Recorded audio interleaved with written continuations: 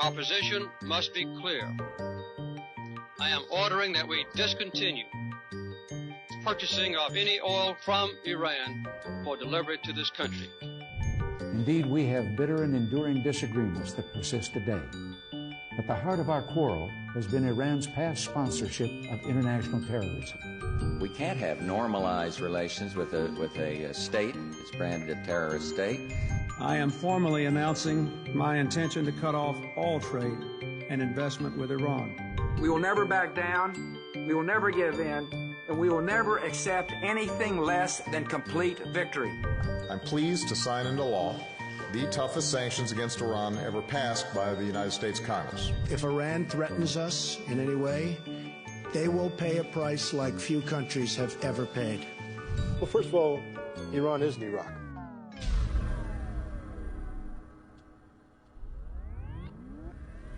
Iraq was a nation that was militarily defeated in 1991 during Operation Desert Storm. Yeah. And its military was never permitted to rebuild in any meaningful fashion because of economic sanctions. So when we went to war with Iraq in 2003, we were fighting literally a paper tiger, military incapable of sustained, credible defense. And that's why it was a cakewalk. It was always going to be a cakewalk. ایران دهه هاست که خود را آماده جنگ با آمریکا می کند و تا میزان زیادی که حتی شاید در غرب هم بی‌سابقه باشد روی تسلیحات آمریکایی مطالعه کرده است. ایران نمونه‌های سالم از موشک‌های کروز آمریکایی را که از میدان جنگ در سوریه، عراق و افغانستان جمع آوری شده است در اختیار دارد. روسیه اطلاعات راداری و الکترونیک خود را درباره موشک‌های کروز آمریکایی با ایران به اشتراک گذاشته است و پدافند هوایی ایران آماده درگیری است. همچنین ایران با دقت عملیات‌های هوایی آمریکا در افغانستان، عراق و سوریه را زیر نظر دارد و اطلاعاتی دقیق و کامل درباره جنگنده‌ها و هواپیماهای آمریکایی و مهمات مورد استفاده آنها جمع آوری کرده است.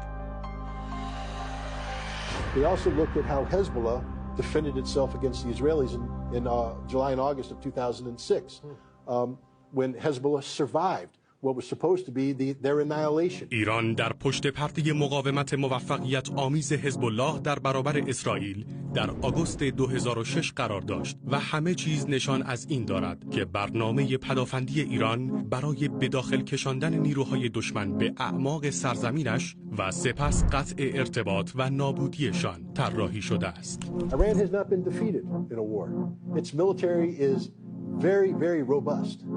Not only that, the Iranians are very smart, very intelligent people, and they have looked at how the United States has been operating in the region now for nearly 2 decades, and they've learned all the lessons. ایران می‌تواند کشتی‌های جنگی آمریکا را غرق و جنگنده‌های آمریکایی را ساقط کند و پایگاه‌های هوایی را که از عملیات‌های هوایی پشتیبانی می‌کنند از بین ببرد. شبه نظامیان مورد حمایت ایران در سوریه و عراق می‌توانند خیلی ساده پایگاه‌های نظامی آمریکا در این دو کشور را اشغال و پادگان‌هایی را که در این پایگاه‌ها واقع شده است نابود کنند. I believe that Iran has right on its side in terms of objecting to American muscle flexing in the Persian Gulf. But the notion that they're a bunch of school marms sitting back drinking tea while America does nefarious things is absurd. Iran has been preparing for 2+ decades to fight a war it doesn't want to fight, but one that it doesn't plan on losing. We can't destroy Iran. We don't, short of thermonuclear warfare, we lack the military capacity to defeat Iran. We can damage Iran, we can harm Iran, but we cannot compel their surrender. We cannot overthrow the regime. And we don't have the military force to physically occupy Iran. We simply don't have the military capacity to do anything more than maybe seize a coastal city. And even then, that's a questionable objective. So now what? Air power. Back when I was in the military, you've seen the movie Top Gun. Yeah. Hey, we were training to fight dogfights. We were training to operate in a heavy air defense saturated environment. What have we been doing for the last 20 years? flying freely in the skies without any threat, dropping bombs on anything we want. One of the reasons why drone wars are so popular is that there's no threat to the drone. It can just loiter. Try loitering a drone. Wait a minute, we tried that over Iran, and you know what they did?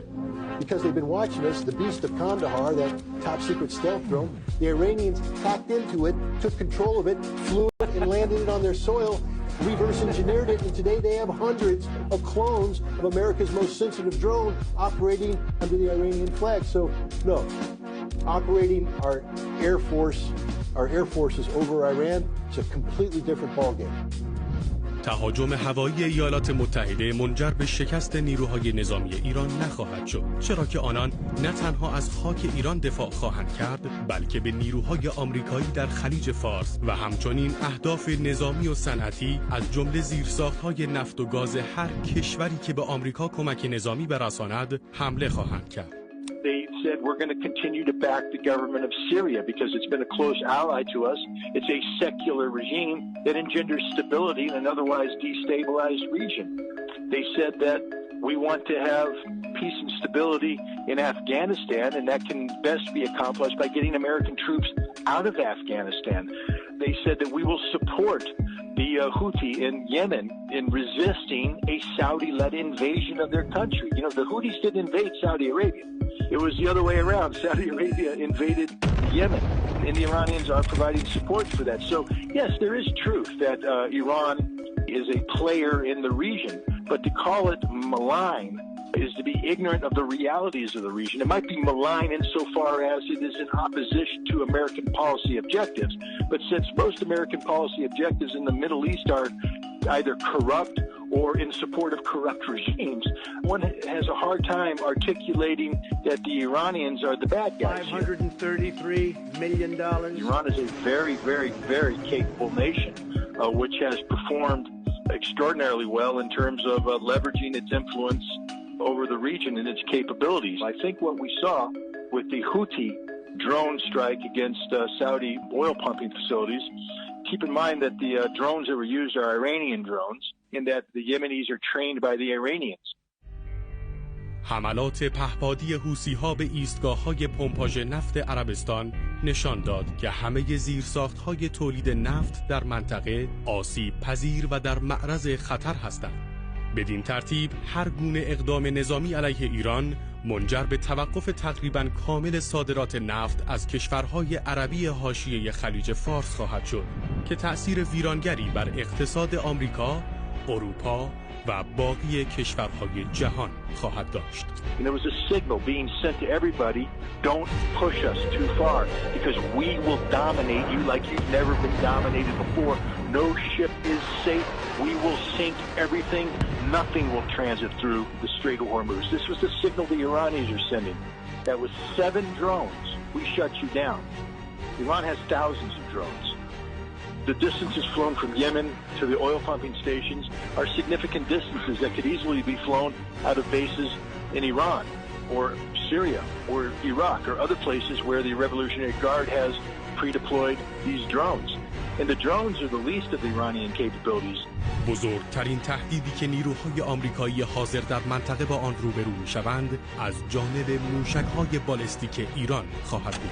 They have a significant ballistic missile force that is extraordinarily capable of targeting American naval vessels, sinking American aircraft carriers, destroying American airfields. ناوهای هواپیمابر آمریکا تحت شرایط متشنج عملیات خواهند کرد که اثرگذاریشان کاهش می‌یابد و پایگاه‌های هوایی آمریکا در منطقه نیز تحت حملات تقریباً متداوم موشک‌های بالستیک ایران قرار خواهد گرفت. در نتیجه این پایگاه‌ها یا بسته خواهند شد یا از تاثیرگذاری آنها کاسته می‌شود. You know those 4 B-52s we just flew into Al Udeid in Qatar, they're dead.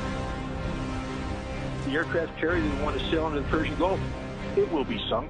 It's just absurd for the United States to think that it can operate independently as it has in the past. نیروی دریایی آمریکا قادر به انجام عملیات‌های ورود اجباری در ابعاد وسیع نیست مگر در موارد خاص. هر گونه تلاشی برای پیاده‌سازی سربازان نیروی دریایی در سواحل ایران به مثابه خودکشی است.